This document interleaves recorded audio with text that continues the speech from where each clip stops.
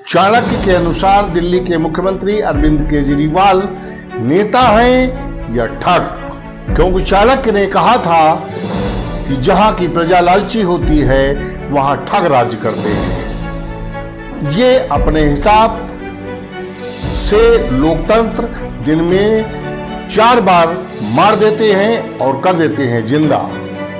अरविंद केजरीवाल चाणक्य के अनुसार नेता हैं या हैं ठग। फैसला और परिणाम जब इनके पक्ष में आता है तो लोकतंत्र जिंदा हो जाता है। जब इनके विपक्ष में परिणाम और फैसला आता है तो लोकतंत्र मर जाता है।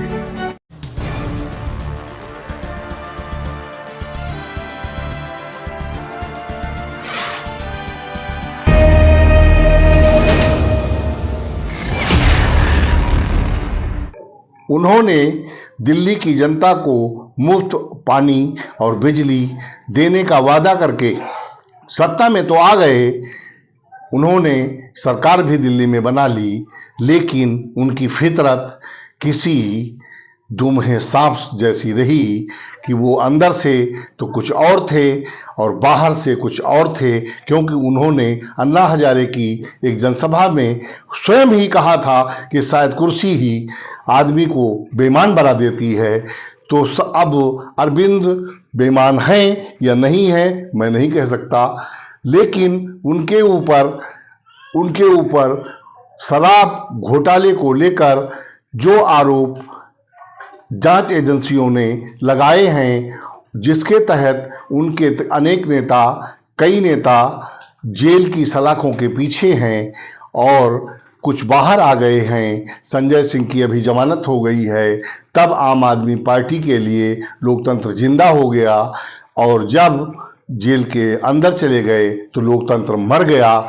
ऐसे लोगों पर क्या कहें, इन नेताओं के लिए कौन से शब्द उपयोग किए जाएं, क्या इन पर कौन से शब्द, कौन सी कथानक, कौन सी कहानी चरितार्थ होती है, ये कहना बहुत मुश्किल है, क्योंकि ये स्वयं में 2 चित्र नहीं अनेकों चरित्र लेकर घूमते हैं और जनता को गुमराह करके सत्ता तो हथिया लेते हैं, लेकिन इनकी असलियत आम जनमानस के सामने आ जाती है। एक आंदोलन से निकली हुई आम आदमी पार्टी, जो अरविंद केजरीवाल अपने को लोकतंत्र का मसीहा बताते थे, कांग्रेस, राष्ट्रीय जनता दल, सपा, बसपा, सभी पार्टियों पर उन्होंने भ्रष्टाचार के, यहाँ तक कि राहुल गांधी कांग्रेस पर भी भ्रष्टाचार के गंभीर आरोप लगाए और रिट भी फाइल की को न्यायालय में। कहीं पर उन्होंने माफी मांगकर हथियार डाल दिए।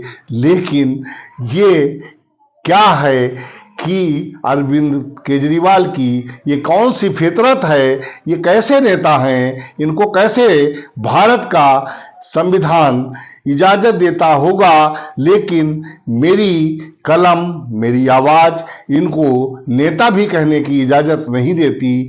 ये क्योंकि इन्होंने मुख्यमंत्री बनने से पहले कहा था कि हम न तो मकान लेंगे, न बंगला लेंगे, न कार लेंगे, हम भी बच्चों की कसम खाते हैं। और वहीं इन्होंने अपना रहने के लिए एक शीश महल अरबों खरबों की कीमत से खड़ा करवा लिया है। अब ये जेल की सलाखों के पीछे हैं। अब इस समय इनकी पत्नी इंसुलिन इंजेक्शन न दिए जाने को लेकर और इनको जेल में ही मारने जैसे आरोप लगा रही हैं।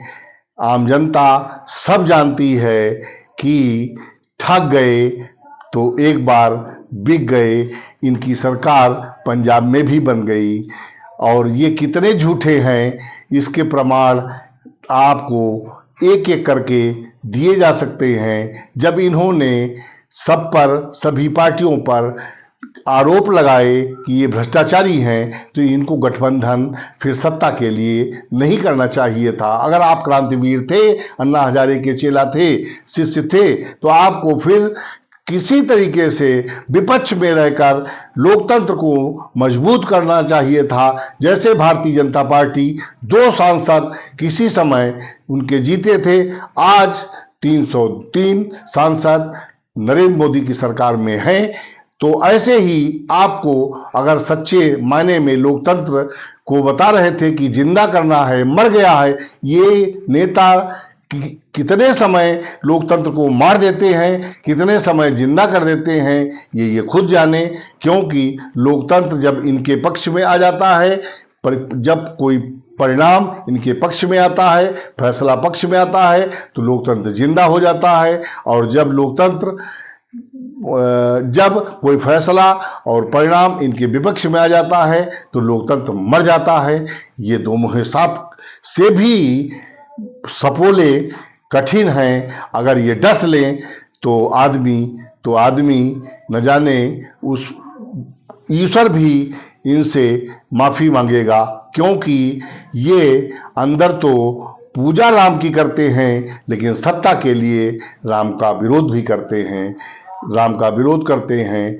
ऐसे में इनको क्या कहा जाए कि अब ये एक तरफ पंजाब में कांग्रेस से गठबंधन नहीं किया है, सत्ता इनके लिए सर्वोपरि है। जनता सावधान, होशियार। ऐसे ठग नेताओं से कहीं बहकावे में ना आ जाना और मतदान करके भूल कर इनको मत न दे देना। अगर मतदान कर दिया तो ये सत्ता के लुटेरे, सत्ता के सौदागर आपकी वोट का सौदा करके